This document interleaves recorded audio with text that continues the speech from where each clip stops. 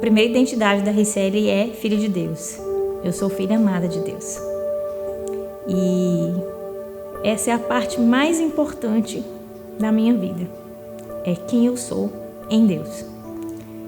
É ela quem me faz ser todo o resto.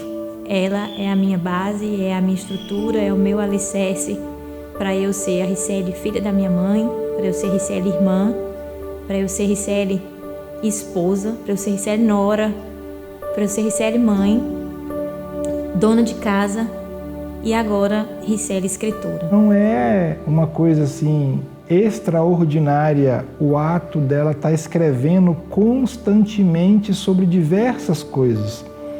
Simplesmente a gente viu algo organizado sair de uma forma natural. Eu tenho 2 filhos e estes filhos, eles me incentivavam sempre a escrever, porque depois do almoço a gente sempre deitava e eu inventava histórias mirabolantes de tudo que você imaginar saía depois do almoço. E eles falavam: mamãe, você tem que escrever. Porque eu mesma não lembrava no outro dia a continuidade daquela história que eu tinha começado. Eles lembram, mas eu não conseguia. E eu falei: onde foi mesmo que a gente parou? Aí eu fui lembrando as partes, ela foi lembrando da história. Aí eu fui só dando um resumo. Pra ela foi falando. Eu só falei assim: mãe, grava e aí eu te ajudo a falar. Aí eu falava bem baixinho, cochichando, e aí ela ia e falava. Eu nunca me imaginei escrevendo nada, nunca passou pela minha cabeça. O meu sonho de pequena era ser farmacêutica. E eu fui fazer outra coisa. Eu sou formada em engenharia de alimentos e pós-graduada em psicopedagogia escolar.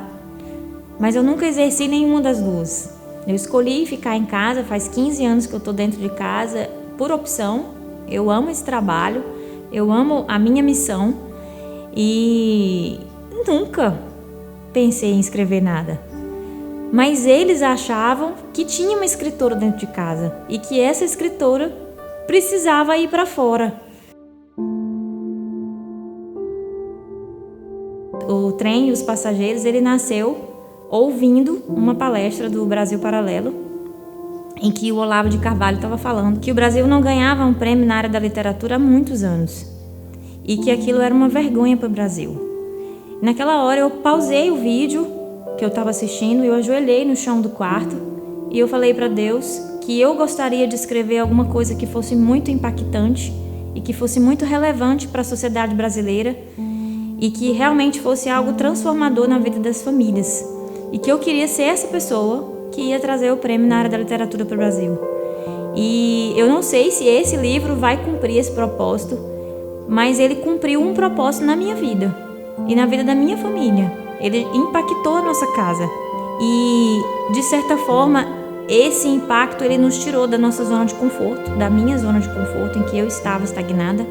Mas naquele momento, quando ele falou aquilo, eu senti vontade de escrever e eu só fui adiante com esse livro porque eu acredito que estava no propósito de Deus esse livro.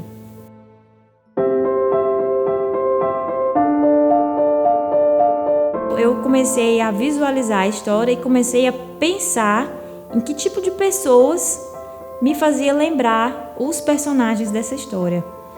Então, eu tenho o personagem que dá o pontapé inicial dessa história, que é o Sr. Barnabé.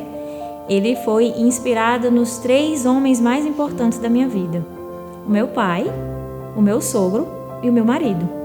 Quando você é casado e você tem filhos, a responsabilidade é muito grande, porque o sonho e a vontade de deixar um legado não material, ele é constante, mas os seus atos de todos os dias fazem toda a diferença. E nesses anos de casado, a gente tem vivido tempos de uma paz assim, sem precedente. E quando a gente tem a oportunidade de Deus colocar no coração da Ricelli, reunir tudo isso num livro, a gente vê que os atos dos personagens, algumas coisas que acontecem ali, não foram uma invenção, foram momentos de vida das pessoas com as quais ela viveu e ela colocou toda essa realidade através de uma história fictícia que acontece num certo tempo, mas são atos e perspectivas e lutas de pessoas reais. Eu fiz ali uma mistura desses 3 homens e criei o Seu Barnabé, que são homens que viveram a vida inteira, viveram porque meu pai e meu sogro já se foram, mas meu marido continua vivo, graças a Deus por isso, para a família. E tudo que eles iam fazer e tudo que meu marido faz, ele faz com as crianças perto, para que eles estejam ali olhando e aprendendo pela convivência. Tem algumas cenas dentro do livro que é tudo aquilo que a gente vive aqui dentro de casa.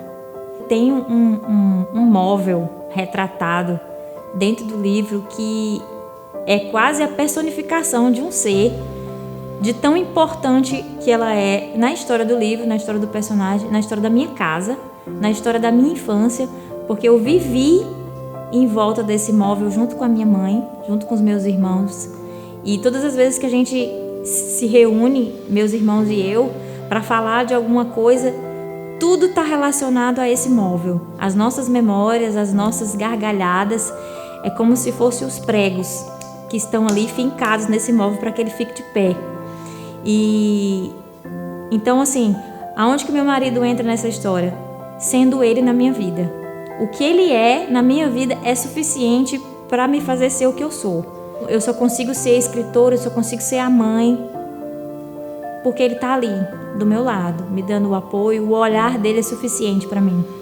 O olhar, o aperto de mão, o carinho dele, a confiança que ele sente na minha capacidade, no meu trabalho, me deixa muito segura. Eu posso estar andando numa corda bamba, em cima de um precipício, que eu sei que ele vai estar ali do outro lado, com o olhar dele, e o olhar dele me dizendo assim, pode vir que tá tudo bem. E dentro de casa ela é fantástica, é brincalhona, é alegre, é sorridente.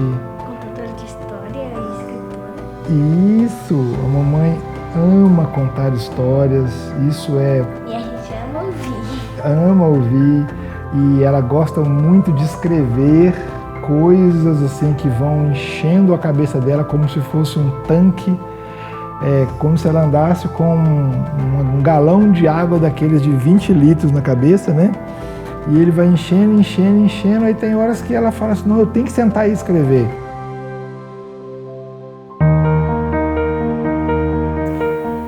Eu digo que esse livro ele nasceu de uma caminhada com muitos pés. E quando eu comecei, eu procurei uma editora. Na verdade, eu procurei várias editoras e eu encontrei muitas portas fechadas. Encontrei gente estúpida até, e eu posso dizer que assassino de sonhos. Foi uma coisa que me fez chorar muito quando eu ouvi palavras duras e desnecessárias para uma pessoa que era inexperiente, que estava começando. Mas eu fui orar. E eu falei com Deus, esse livro é teu? Se ele for teu, abra as portas. Se foi realmente o Senhor que me deu esse livro, abra as portas. E aí eu fui procurando pessoas. Eu fui procurando pessoa ali, outra lá. E eu fui chegando a contatos. E a primeira pessoa que me deu uma informação foi a Raimunda Mascarenhas, que era professora dos meus filhos. E ela me deu o primeiro contato, que foi o contato do ilustrador, o Anderson. Ela me passou também o contato de uma missionária da Jocum, missionária Railca e o Paulo, que me passaram o contato do Silvio, do Sebo Jerusalém, que me passaram o contato da gráfica exclusiva. O ilustrador me passou o contato da diagramadora, da Jéssica, e também pessoas da minha comunidade, da minha igreja. A Mara fez a revisão, o Adolfo, que era um amigo pessoal, fez também a revisão, a Débora lá do Piauí também fez a revisão, E eu tive colegas de escola que estudaram comigo. A minha diretora, de quando eu tinha 9 anos, ela fez a leitura prévia do livro. E Marilene, que também fez a leitura prévia do livro. Silvailde, professora lá do Piauí, também fez a leitura. A Gaba também fez uma leitura prévia. Pessoas que fizeram uma avaliação desse material e foram me dando feedback para eu saber se eu podia pelo menos continuar, né? Se o livro valia a pena ser investido. E essas pessoas me deram total apoio. Uma delas, assim, que eu preciso agradecer com realmente uma profundidade de coração, foi o ilustrador, que ele nunca tinha me visto, nem sabia quem eu era.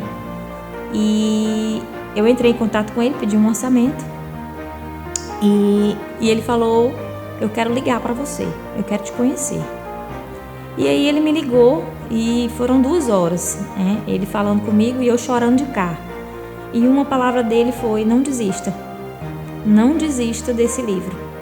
Ele nunca tinha me visto e a palavra dele me fez querer avançar. E eu louvo a Deus pela vida dele. É um servo de Deus, um homem temente ao Senhor, que fez as ilustrações também como se fosse para ele. Fez um excelente trabalho, um trabalho que glorifica a Deus com todas as cores que ele colocou ali. Então eu tenho muito a agradecer a todas essas pessoas que participaram desse processo produtivo. E no final das contas eu entendi que confiar em Deus e esperar o tempo dele é muito melhor do que fazer as coisas do meu jeito. Eu queria que tivesse sido por uma editora, no começo. Mas depois que eu vivi todo esse processo, com todas essas pessoas maravilhosas que eu tive a oportunidade de conhecer, eu disse: foi muito melhor. É muito mais gostoso ver o agir de Deus em cada detalhe.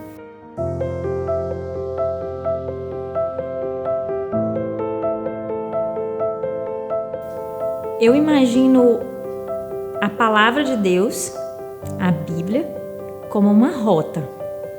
Ele é um guia, um mapa para nos levar a um destino, que é o céu. E como um avião que traça um plano de voo e hora ou outra esse avião ele pode sair da rota por qualquer turbulência que venha acontecer na vida, a nossa vida também como ser humano, a gente tem essa rota e as turbulências vêm e elas nos tiram da rota e a gente fica perdido por algum tempo, mas não para sempre. E eu quero que esse livro do trem e os passageiros ele seja como um instrumento para a rota, porque ele traz uma mensagem de onde nós devemos estar, de qual é o nosso alvo, de qual é o nosso objetivo como ser humano. Então o meu desejo é que o leitor encontre essa rota e vá para o lugar de destino dele e guarde isso no coração, e quando ele se lembrar assim: eu me perdi, mas eu sei onde me encontrar.